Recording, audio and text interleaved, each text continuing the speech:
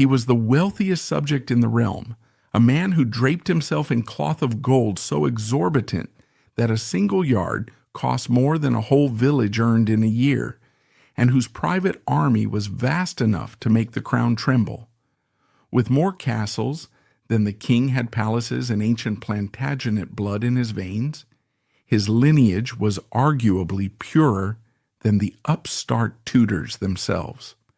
Yet on that fateful morning in 1521, Edward Stafford ascended the scaffold not for treason, but simply because he was too powerful for Henry VIII to tolerate.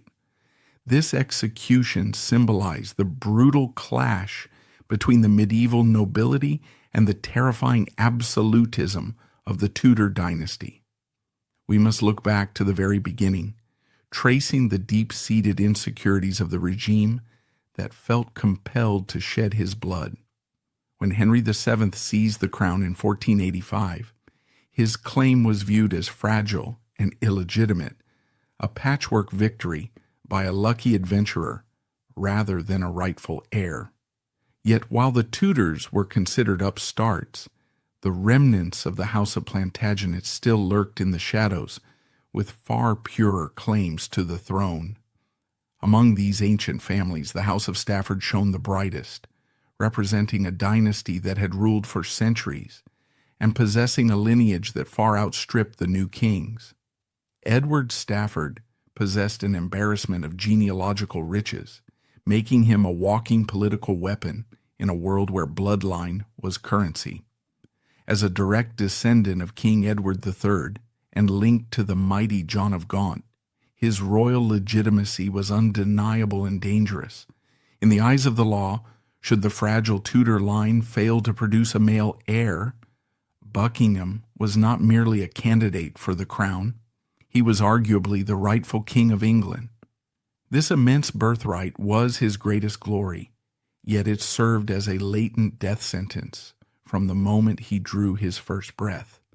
By simply existing, he represented a living, breathing alternative to the Tudor regime, a passive threat that kept the king awake at night. To Henry VIII, Stafford wasn't just a noble subject. He was a walking what-if, whose royal pedigree painted a permanent target on his back. Edward Stafford was born at Brecon Castle in Wales on February 3rd, 1478. The location is significant. Brecon wasn't just a home, it was a fortress in the wild, militarized zone of the Welsh marches. The Staffords were marcher lords, quasi-kings who ruled these borderlands with their own laws, their own courts, and their own armies. His parents were the ultimate power couple of the late 15th century. His father was Henry Stafford, the second Duke of Buckingham, a man of immense ambition, volatility, and pride. His mother was Catherine Woodville. Pause on that name, Woodville. Catherine was the sister of the Queen of England, Elizabeth Woodville, the wife of King Edward IV. This meant that from birth, little Edward Stafford was the nephew of the king and queen. He was first cousin to the princes in the Tower.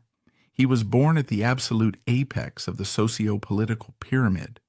The first 5 years of Edward's life were a golden haze of privilege. He was the heir to a dukedom that controlled vast swathes of England and Wales. He was dressed in velvet and silk before he could walk. He was surrounded by servants who bowed to him as my lord. He would have been raised with the consciousness that he was better than almost everyone else on earth. But the 15th century was a wheel of fortune that spun with terrifying speed. The golden age of the Staffords was about to crash into a wall of blood and betrayal. In 1483, when Edward was just 5 years old, the world broke. King Edward IV, his uncle, died suddenly.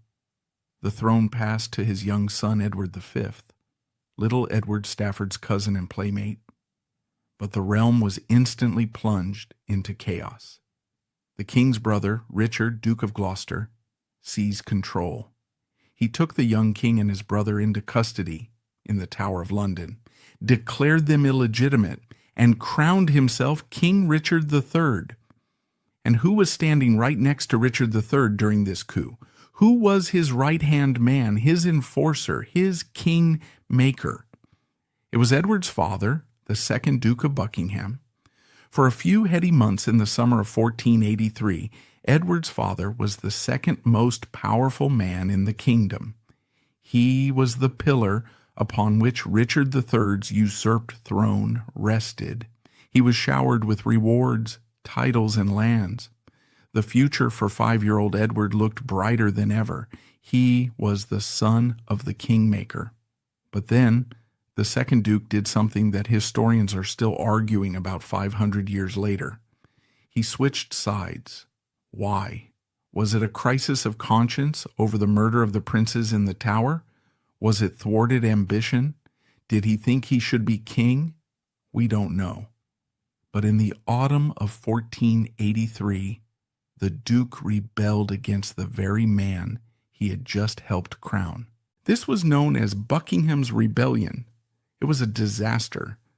The weather turned against them. Massive storms flooded the River Severn, preventing the Duke's Welsh army from crossing into England to join his allies. His soldiers, wet, hungry, and unpaid, deserted in droves. The rebellion dissolved before a single arrow was fired. The second Duke, the great gambler, found himself a fugitive. He went into hiding in Shropshire, disguised as a commoner seeking refuge with a retainer he had trusted. But the reward on his head was £1,000, a fortune. The retainer betrayed him. The Duke was dragged out of hiding and brought to Salisbury. There was no trial. Richard III was in no mood for mercy. On a gray Sunday in November 1483, in the marketplace of Salisbury, the second Duke of Buckingham was beheaded. This is the moment that must have defined the psychology of our protagonist, Edward Stafford. One day he is the pampered heir to the greatest estate in England, safe in his nursery at Brecon Castle. The next day news arrives that his father is dead, executed as a traitor. The consequences were immediate and catastrophic. Under the law of attainder, when a nobleman was executed for treason, his blood was declared corrupt. This meant he couldn't pass on titles or land.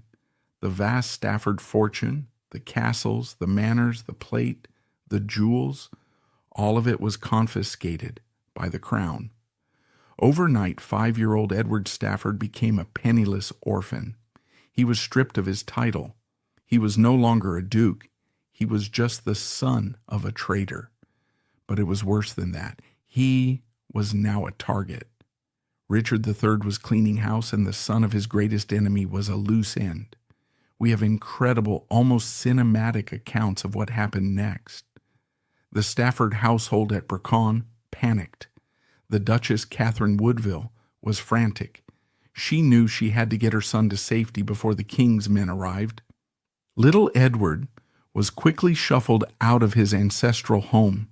He was separated from his mother. To protect him from the king's wrath, he was taken deep into the English countryside, into the remote county of Herefordshire. For the next 2 years, the boy who would become the grandest peacock of the Tudor court lived in total obscurity. He was hidden by loyal gentry families, the Vaughans and the Canastons, who risked their lives to shelter him. Imagine the confusion of a 5-year-old boy. He is forced to live under assumed names. He is dressed in rough homespun cloth instead of silk. He is told he must never tell anyone who his father was. He moves from house to house, always looking over his shoulder, likely sensing the fear of the adults around him. He sleeps in strange beds, eats common food, and cries for a father he will barely remember and a mother he cannot see. This period from 1483 to 1485 was a trauma that etched itself into his soul. It taught him a lesson he would never forget.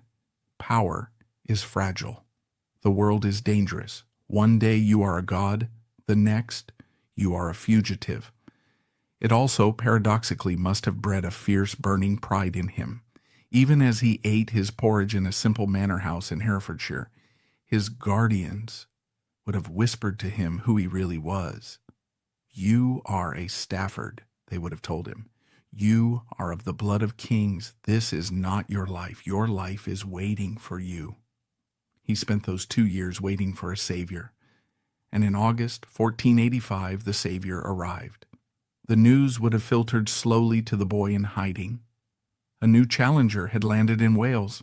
Henry Tudor, an improbable exile with a ragtag army, had met King Richard III at a place called Bosworth Field. Richard was dead, hacked down in the mud. Henry Tudor was king. For 7-year-old Edward, this was the miracle. Henry VII needed to heal the wounds of the Wars of the Roses. He needed to reconcile the warring factions, and one of the best ways to do that was to restore the victims of Richard III. The new king reversed the act of attainder. In a stroke of a quill, the pauper boy was once again His Grace, the Duke of Buckingham. His lands were restored. His titles were returned. He was one of the premier peers of the realm again. But Henry VII was a shrewd, calculating man, the first modern politician. He didn't just hand the boy his inheritance and wish him well. He knew that this boy, with his Plantagenet blood and his vast wealth, was a potential threat. He needed to be watched. He needed to be molded. Henry VII took Edward as a royal ward. This meant the king effectively adopted him. Edward was brought to London to live in the king's own household. It sounds benevolent, but it was a golden cage. The king controlled his estates, pocketing the massive income while Edward was a minor. The king controlled his education, and the king controlled his marriage. Edward was placed under the supervision of the most terrifying woman in England, Lady Margaret Beaufort, the king's mother. Margaret was a religious zealot, a brilliant political operator, and a woman of iron will. Under her stern tutelage, Edward received an education fit for a prince. He lived alongside the king's own children, Arthur and Henry. He grew up in the very center of power, but always as an outsider-insider. He was of the family, but not in the family. He was the cousin who had a better claim to the throne than the king himself, a fact that everyone knew but no one dared to say. As he entered his teenage years, the trauma of his childhood hardened into a rigid, prickly arrogance. He was determined to reclaim the dignity of his house. He began to dress with aggressive extravagance. He obsessed over heraldry and his family tree.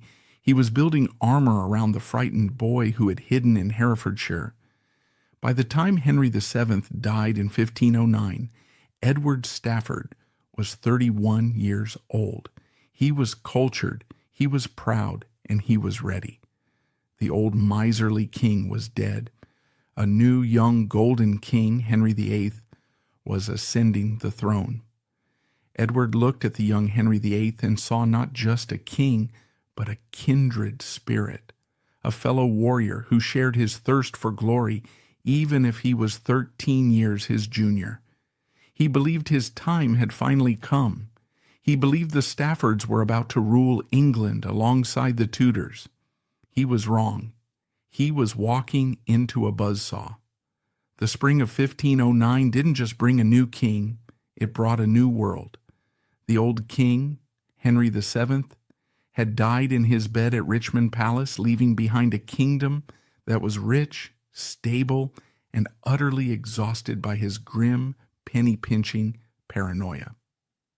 When the 18-year-old Henry VIII stepped out onto the balcony, it was as if the sun had come out after 24 years of winter. He was 6 feet 2 inches tall, broad-shouldered, with hair like spun gold, and a face that radiated health and charisma.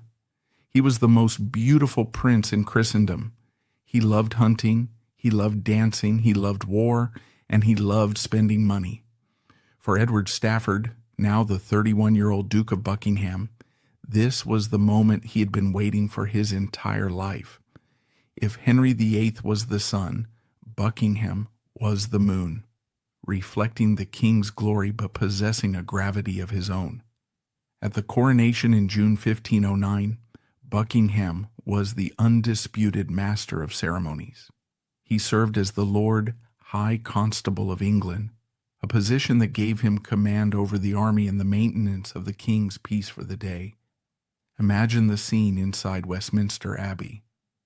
As the organ thundered and the incense swirled, it was Buckingham who walked just a step ahead of the king, carrying the crown. It was a visual confirmation of the hierarchy of England: God, the king, and then the Duke of Buckingham. In these early, heady days, the two men were thick as thieves. They were cousins, yes, and they were the two greatest athletes at court. They jousted together, hunted together, and dressed up in elaborate masks to surprise the queen. They spoke the same language of chivalric romance.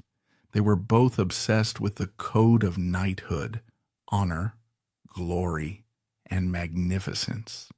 But there was a subtle difference in how they viewed their roles. Henry played at being a king. Buckingham was a great lord. Henry's power was new and absolute. Buckingham's was ancient and feudal. Henry ruled by right of conquest. Buckingham ruled by right of blood. And while they feasted together, Buckingham was quietly amassing a fortune that would make even a modern billionaire blush. To understand why Buckingham was so dangerous, we have to look at his bank balance. In a world before industry, land was power, and Buckingham owned more of it than anyone else. His annual income was estimated at over £6,000. To the modern ear, that sounds like pocket change. But in 1510, a skilled carpenter earned about £6 a year. A gentleman could live comfortably on £50.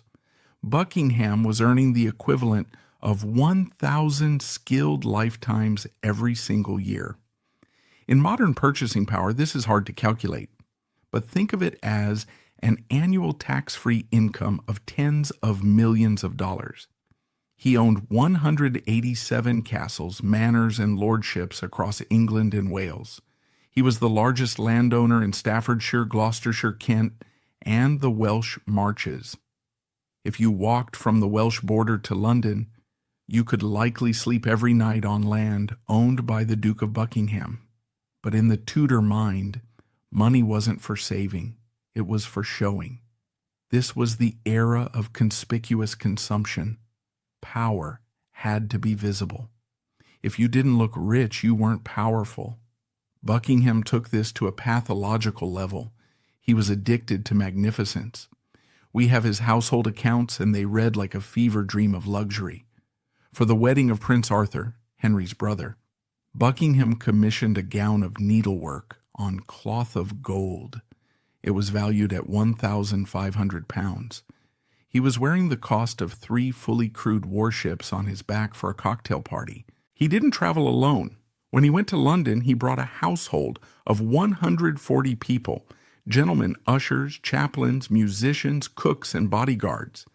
To feed them, his kitchen was an industrial operation, slaughtering whole herds of cattle and sheep every week. He was deeply pious. He founded a college at his manor in Thornbury, employing a full choir of men and boys just to sing masses for his soul. He went on pilgrimages to shrines across England, leaving trailing showers of gold coins for the poor.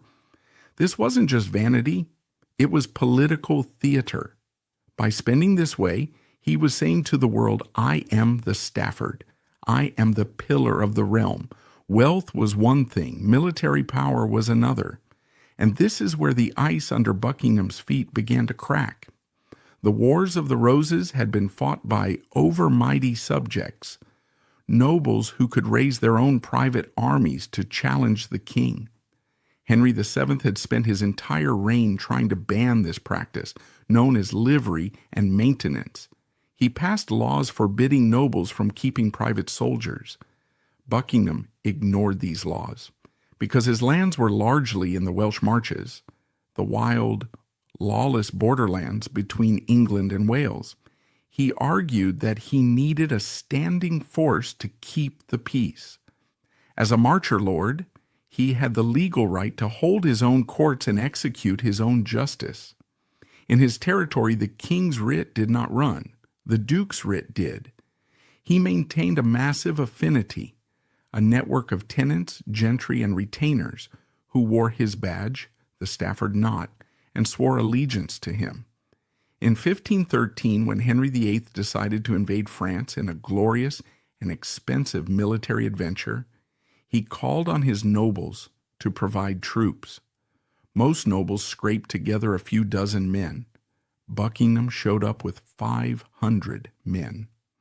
But these weren't a ragtag militia. These were professional soldiers, archers, and men-at-arms, dressed in the Stafford livery of scarlet and black. They were better equipped, better trained, and better led than the king's own guard. When Buckingham rode at the head of this column, glittering in armor, the king must have felt a cold shiver of recognition. This, he would have thought, is exactly how the Wars of the Roses started. If his army was a threat, his house was a provocation. In 1510, he obtained a license from the king to crenellate, fortify, his manor house at Thornbury in Gloucestershire. In the 16th century, noblemen were stopping the construction of castles. The country was supposed to be at peace. They were building comfortable, unfortified brick palaces with big glass windows, like Hampton Court. Buckingham bucked the trend. He began to build a dinosaur. Thornbury Castle was a stunning, confusing hybrid. On the inside, it was a Renaissance palace with lush gardens, orchards, and comfortable apartments. But on the outside, it was a medieval war machine. He built massive curtain walls designed to withstand artillery fire. He installed loops specifically designed for cannons and muskets, aiming out at the surrounding countryside. The front entrance was a towering fortress with a drawbridge and portcullis. Over the gate, he carved a defiant inscription. This gate was begun in the year of our Lord God, 1511, the second year of the reign of King Henry VIII, by me, Edward, Duke of Buckingham, Earl of Hereford, Stafford, and Northampton. Note the by me, not by the grace of the king. It was a statement of autonomy in stone. Why did a loyal duke need a cannon-proof fortress in the peaceful heart of Gloucestershire? Who was he planning to fight? The French were across the Channel. The Scots were in the north. The only potential enemy in Gloucestershire was the king's own army. While the bricks were rising at Thornbury, the relationship at court was crumbling. The first major rupture happened just a year into the new reign, and it revealed the dangerous pride of the duke. It was an open secret that Henry VIII had a wandering eye. In 1510, rumors began to swirl that the king was having an affair with one of the Queen's ladies-in-waiting, Lady Anne Hastings. The problem? Anne Hastings was Buckingham's sister. In the cynical world of the court, most men would have been delighted. Having your sister in the king's bed was a fast track to promotion and profit. The Boleyns would later build an empire on it. The Seymours would do the same. But Edward Stafford was not most men. He was a man of the old school. He viewed the affair not as an opportunity, but as a stain on his family honor. The king was treating the Staffords like common whores. When Buckingham found out, he exploded. He didn't quietly ask the king to stop. He didn't try to manage the situation. Instead, he conspired with Anne's husband, Lord George Hastings, to catch the king in the act. One night, they burst into Anne's chambers. We don't know exactly what they found, whether the king was there or if they just found Anne compromisingly waiting. But the result was a nuclear explosion of court drama. Buckingham railed against his sister. He berated her for her loose morals. When the king found out he had been spied on and that his mistress was being harassed, he was apoplectic. He banished Anne's husband from court, but he couldn't banish Buckingham so easily. Buckingham, in a huff, took his sister and physically removed her from the court, dragging her off to a nunnery or a remote estate to cool her heels. This was a breathtaking act of insubordination. He had effectively told the king, "You cannot have her.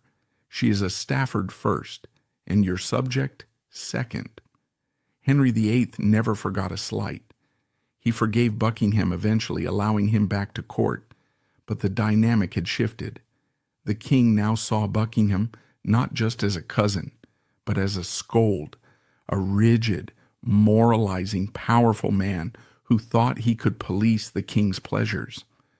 While Buckingham was fighting with the king over honor, a new enemy was rising from the shadows, an enemy who didn't care about honor, only power. Thomas Wolsey was everything Buckingham was not. Buckingham was born to the purple. Wolsey was the son of an Ipswich butcher or cattle dealer. Buckingham was a warrior. Wolsey was a priest. Buckingham was charming but arrogant. Wolsey was a workaholic genius who could out-administer an army of clerks. By 1515, Wolsey had risen to become Lord Chancellor and a cardinal of the church. He was the king's fixer. Henry VIII, who hated paperwork, happily handed the reins of government to Wolsey. To Buckingham, this was an abomination against nature. In his worldview, the king should be advised by his natural counselors, the great dukes and earls of the realm, men of blood, men of land, not a vile-blooded cleric who smelled of the slaughterhouse. Buckingham treated Wolsey with open contempt. He refused to show him the deference that his office required.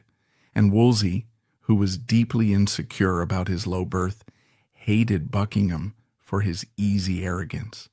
The tension came to a head in the famous basin incident.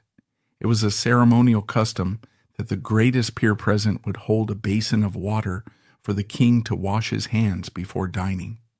One day Buckingham was performing this duty, holding the golden bowl and towel. The king washed his hands. Then Wolsey, presuming on his intimacy with the king, stepped forward and dipped his own hands into the same water while Buckingham was still holding the bowl. It was a shocker. It implied that Wolsey and the king were equals. It treated the Duke of Buckingham like a common servant holding a bucket. Buckingham didn't say a word. He simply tipped the basin. Water sloshed out, pouring all over Wolsey's expensive red cardinal shoes. The court froze. It was a moment of slapstick comedy, but the undertone was deadly. The king likely laughed. He loved a bit of roughhousing, but Wolsey turned crimson. The Venetian ambassador later reported that Wolsey muttered a threat under his breath. He would sit on Buckingham's skirts. In Tudor slang, to sit on someone's skirts meant to punish them, to drag them down. Buckingham, hearing the threat, supposedly went home, and the next day appeared at court wearing a short jacket with no skirts, tails at all.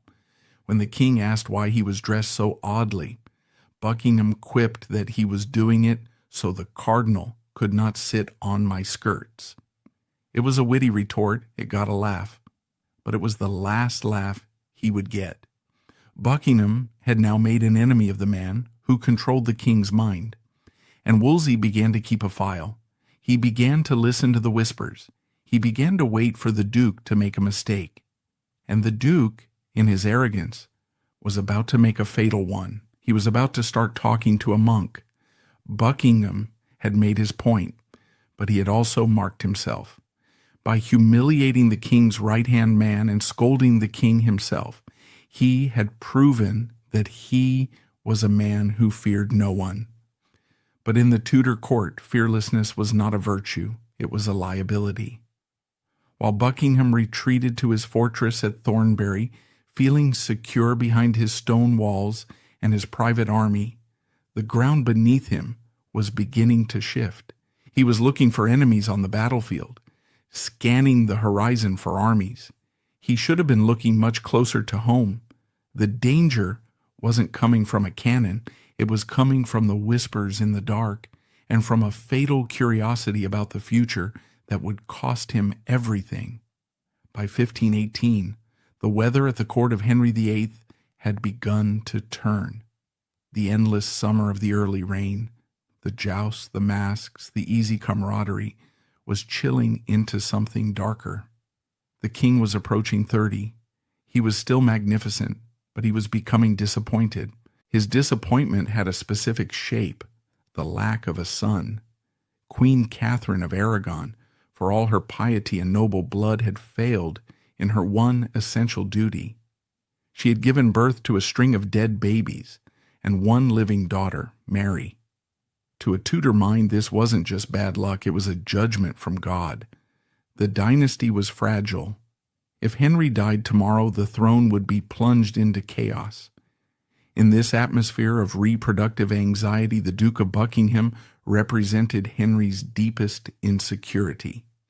While the king stared at an empty cradle, Buckingham stood tall with a healthy son and a lineage that rivaled the Tudors. To a paranoid Henry, Buckingham wasn't just a cousin. He was a living replacement waiting in the wings. Buckingham, blinded by his own grandeur, failed to read the room. He continued to act like a co-ruler rather than a subject. He grumbled about the cost of the court. He rolled his eyes at the new men rising in power. He was a man walking through a gunpowder factory with a lit torch, convinced that his noble blood made him fireproof. The final rupture between the old world of Buckingham and the new world of Henry VIII happened in France at the most extravagant party in European history, the Field of the Cloth of Gold. It was June 1520.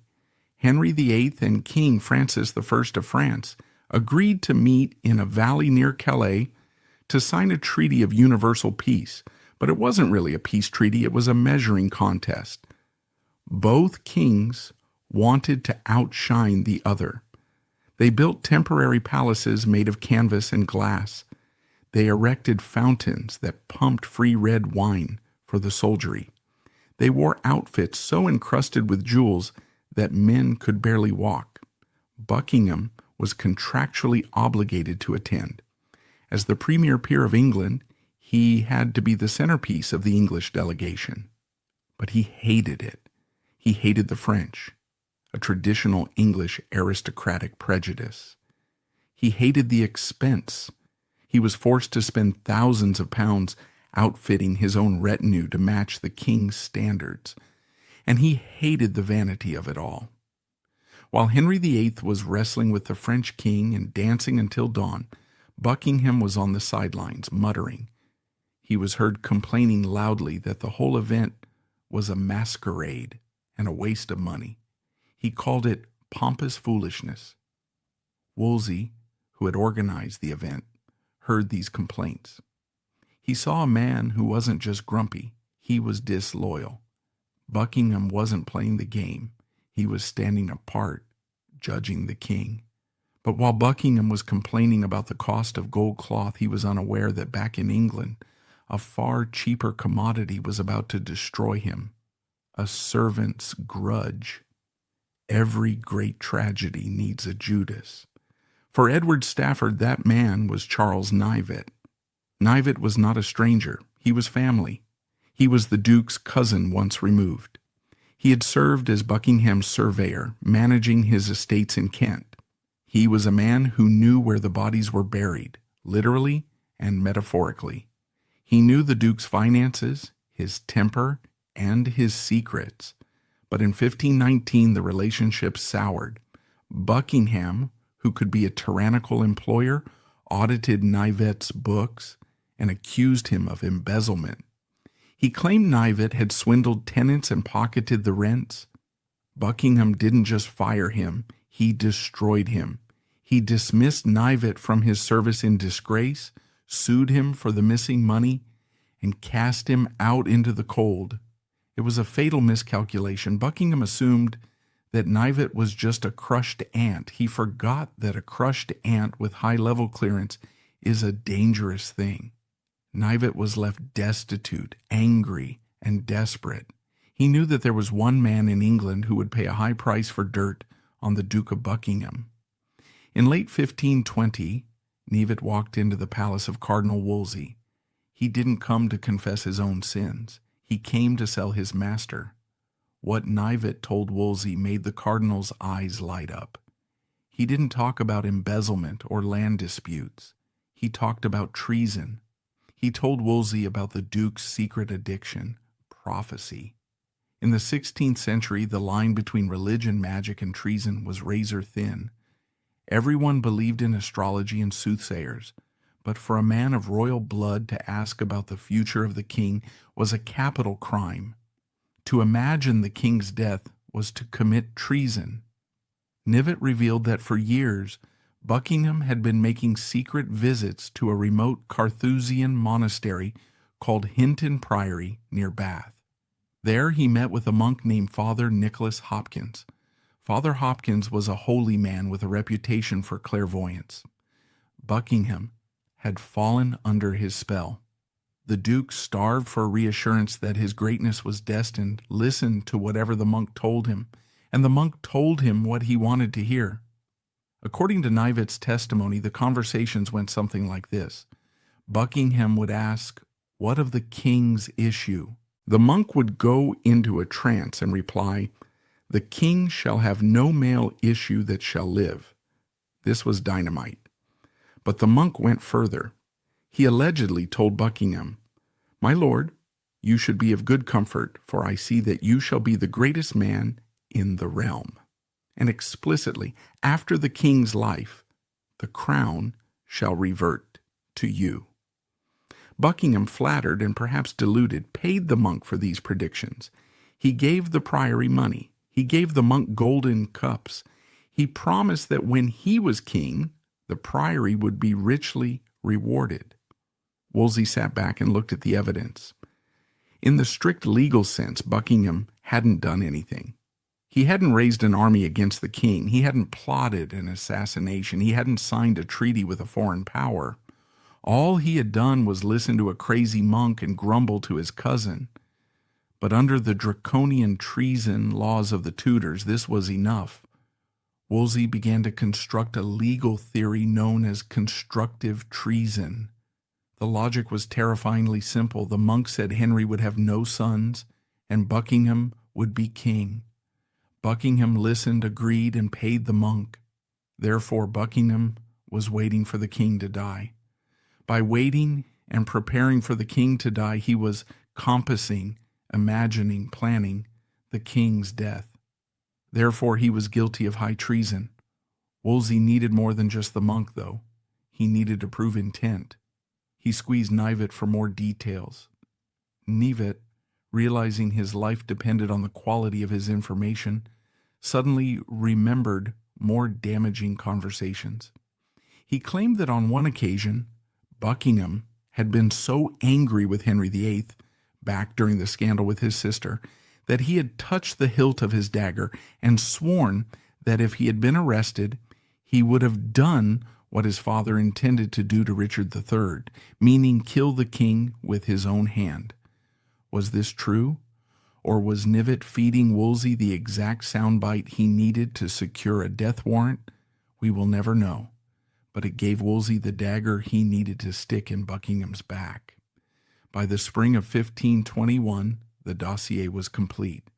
Wolsey took it to Henry VIII. One can imagine the scene.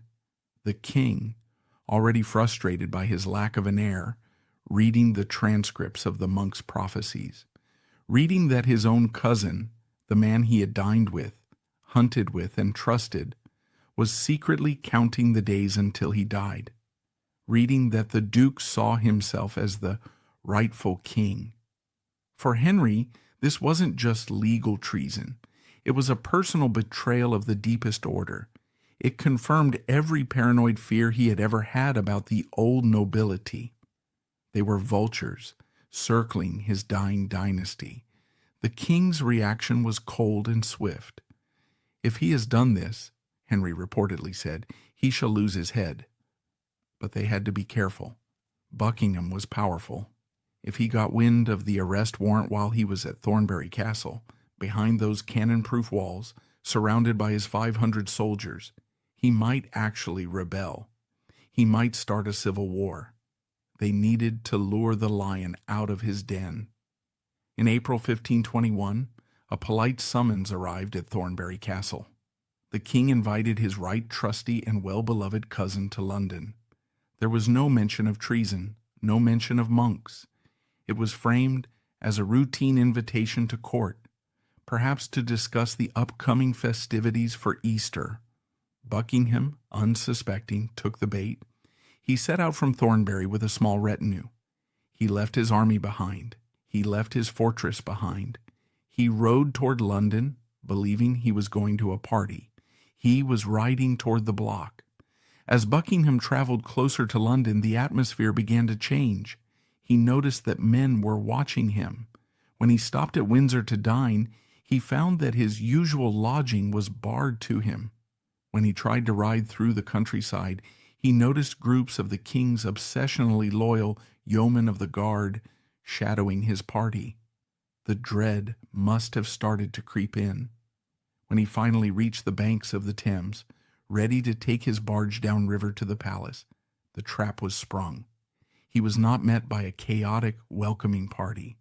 He was met by the captain of the guard and a detachment of soldiers. They stepped onto his barge. The captain informed him with grim formality that he was under arrest for high treason. There was no fight. Buckingham was stunned. He demanded to see the king. "I will speak to my cousin," he surely demanded, but the king was unavailable. The barge did not turn toward the palace at Westminster. It turned east, slipping through the dark waters of the Thames, passing under the looming shadow of London Bridge. Ahead, the gray walls of the Tower of London rose out of the mist. The Traitor's Gate, the water entrance from which few ever returned, creaked open. The portcullis was raised just high enough for a barge to slip through. As the boat glided into the dark, damp tunnel of the fortress, the Duke of Buckingham must have realized the terrible truth. The prophecy was real. The monk had seen death. He just hadn't seen whose death it was. The Traitor's Gate closed behind him, sealing Edward Stafford into a world of stone and silence. The shock of the arrest was absolute. One moment he was the master of the Welsh marches, riding to a royal celebration. The next, he was a prisoner of the state, stripped of his dignity and his name. But Henry VIII wasn't satisfied with just locking his cousin away. He needed to make an example. He needed a public spectacle that would terrify the nobility into submission for a generation.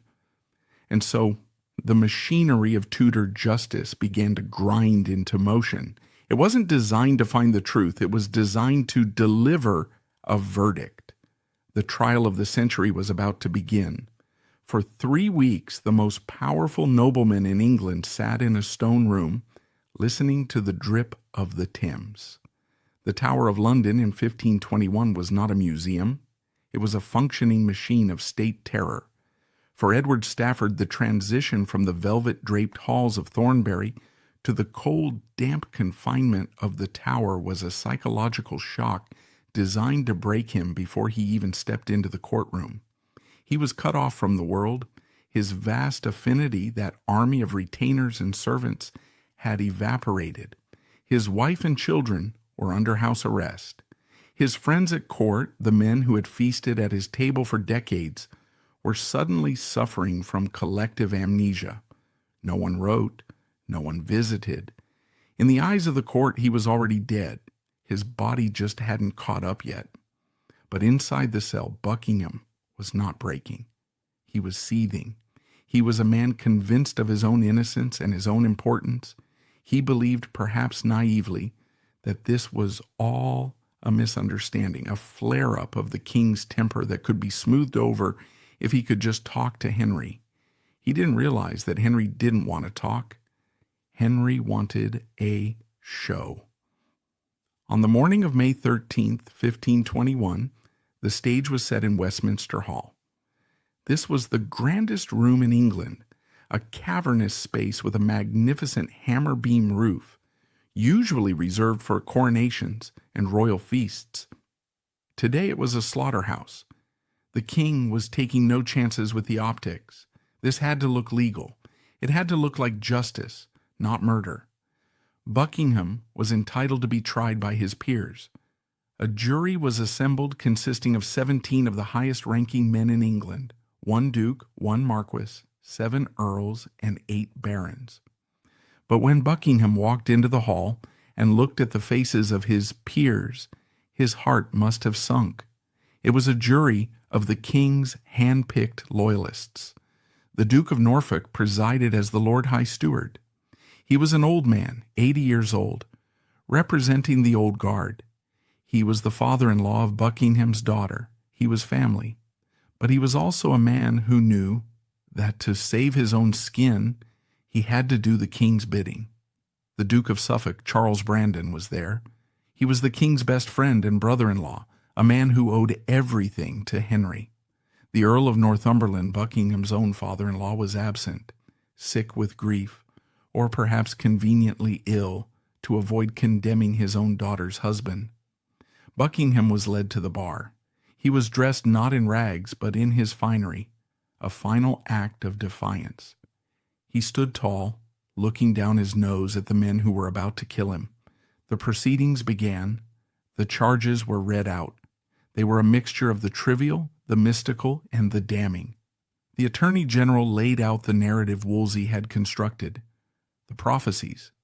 The Duke had consulted the monk of Hinton, Nicholas Hopkins, on multiple occasions to ask how long the king would live. The ambition.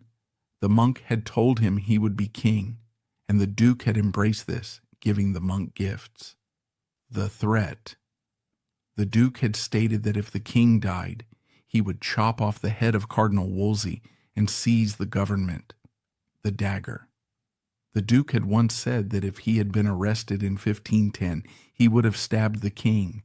Then came the witnesses. They didn't bring the monk, Father Hopkins, into the hall.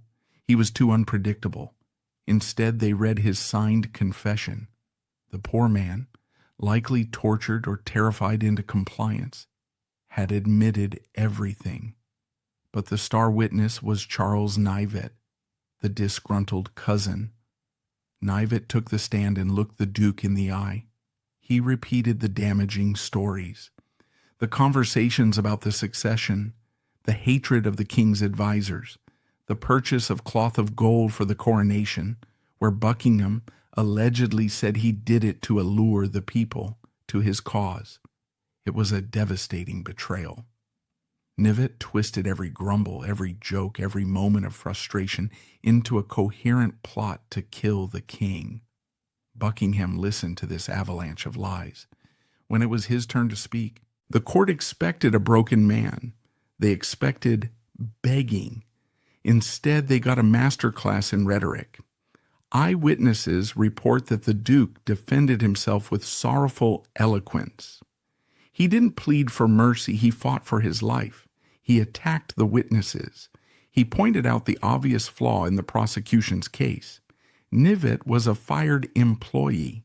He was a man with a grudge. He was doing this for money and revenge.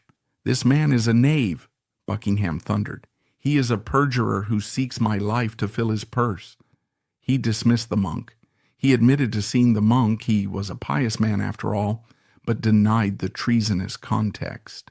He argued that listening to a delusion was not the same as plotting a murder. He denied the intent. He challenged the legal theory. Where was the weapon? Where was the army? Where was the plot? All they had were words spoken in private, table talk, as he called it. Since when was grumbling about the king a capital crime? For a moment, the air in Westminster Hall shifted. The sheer force of Buckingham's personality, his logic, and his obvious nobility seemed to sway the room. The peers looked uncomfortable. They knew deep down that he was right. He hadn't done anything. If this had been a fair trial, he might have walked free. But the peers weren't looking at the evidence. They were looking at the empty chair where the king would sit. They knew what Henry wanted. They knew that if they acquitted Buckingham, the king's wrath would turn on them. The jury retired to consider their verdict. It didn't take long. When the peers returned, the silence in the hall was heavy enough to crush a man. One by one, the Lord High Steward called upon them. "My Lord of Suffolk, how say you? Is the prisoner guilty of these treasons or not?" Charles Brandon, the king's friend, stood up. He placed his hand over his heart. "Guilty," he said. "My Lord of Dorset?" "Guilty."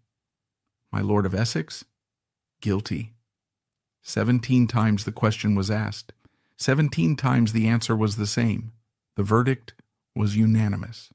The peers had closed ranks. The pack had turned on its leader. The final act was the most heartbreaking. It fell to the Duke of Norfolk, the presiding judge, the old warrior, the father of the woman married to Buckingham's heir, to pass the sentence. Norfolk stood up. He looked at the man he had known since he was a boy.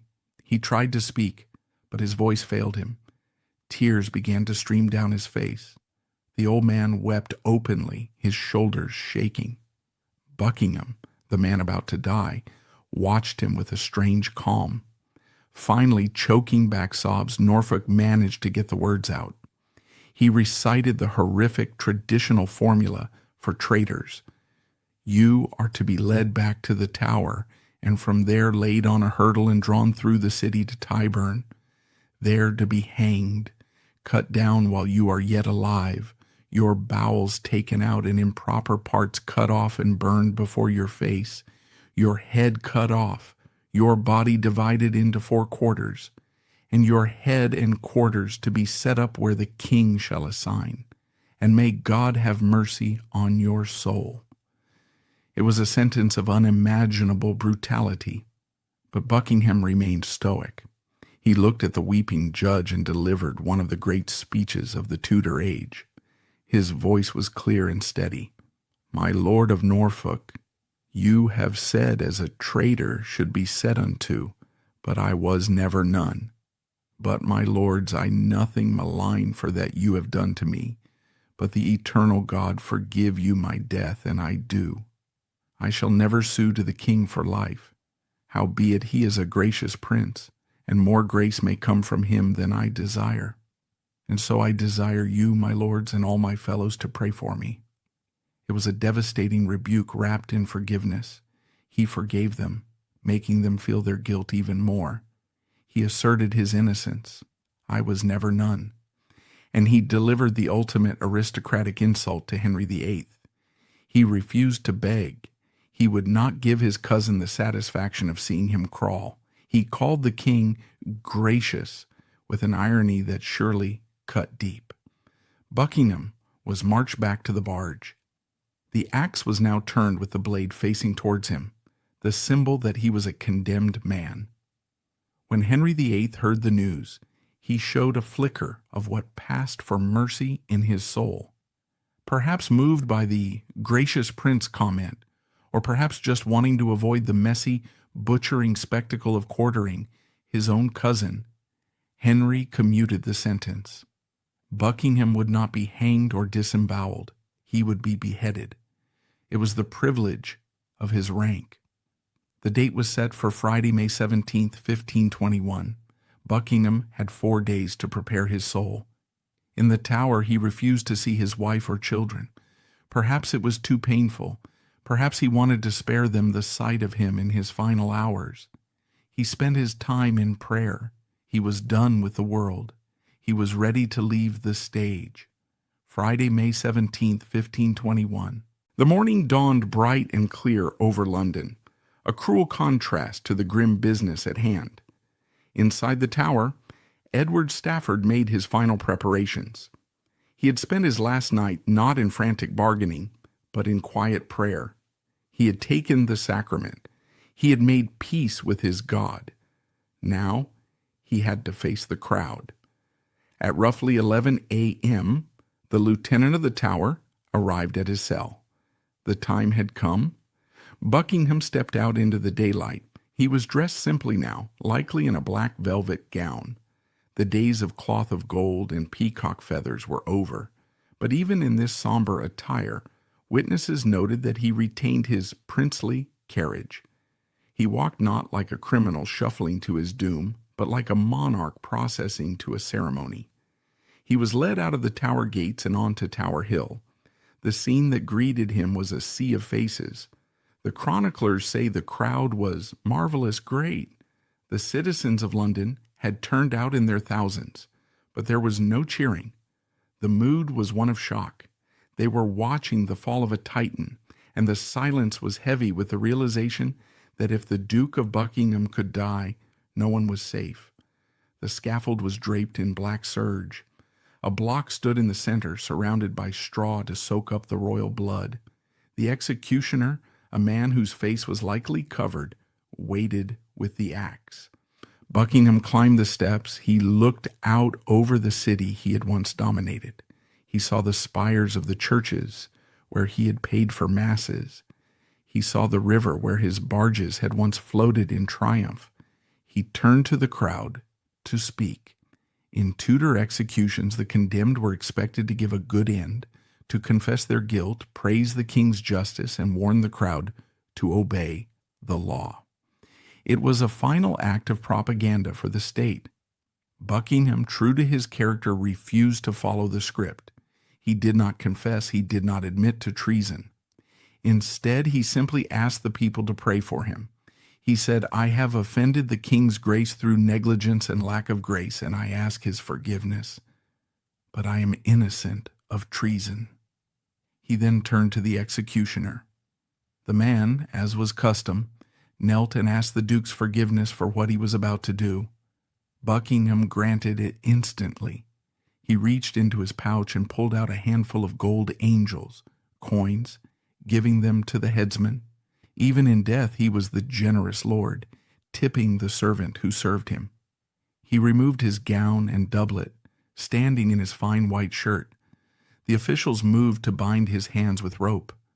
Buckingham pulled back. He flashed a look of defiance.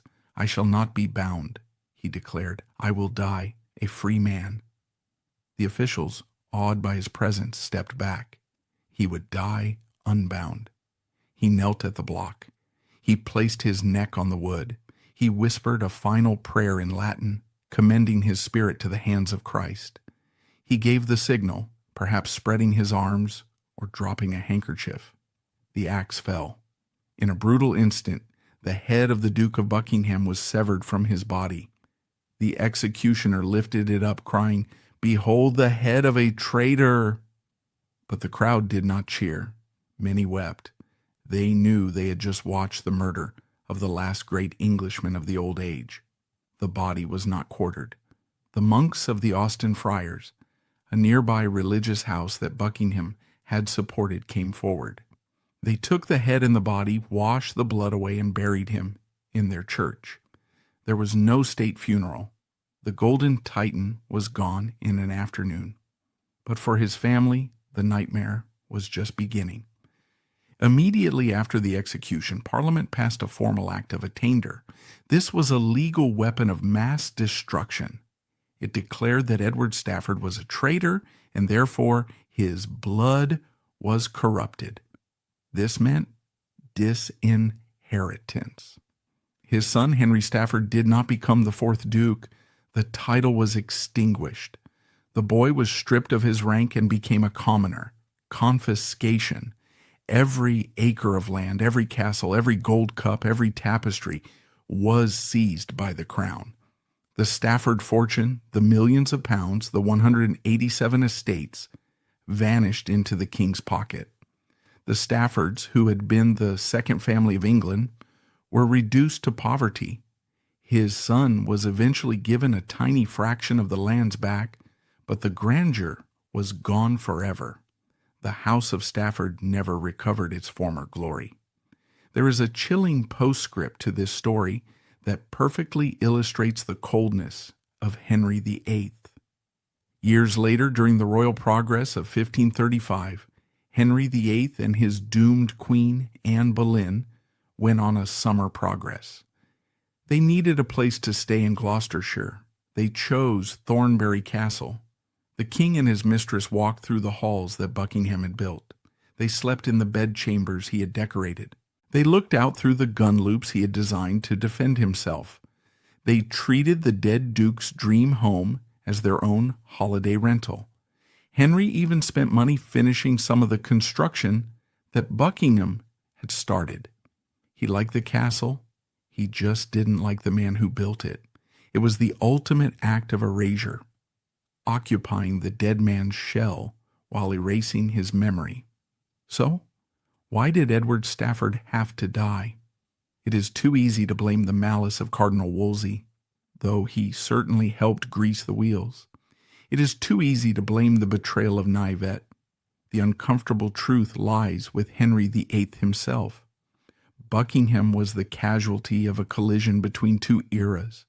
He was the last great feudal magnate, a relic of the 15th century who believed his power was independent of the crown. But Henry VIII was forging a new, terrifying absolutism. In this new world, there was no room for partners, only subjects. The medieval age was dying, and Henry simply hastened its end with the swing of an axe. The tall poppies had been warned. The age of the barons was over. The age of the tyrant had begun. Perhaps the most poignant summary of his life comes from a contemporary chronicler who noted the devastating irony of his downfall. Edward Stafford had everything. He had the blood of kings. He had gold enough to pave the streets. He had castles that could withstand cannons. He was the most magnificent creature in the Tudor jungle. And yet he was brought low, not by a great battle, not by a clash of armies, but by gossip, by table talk, by the whispers of a fired servant, and the mumblings of a confusing mystic. As the chronicler famously wrote, summing up the tragedy in one brutal sentence, he was the richest man in England, who died because he listened to a poor monk.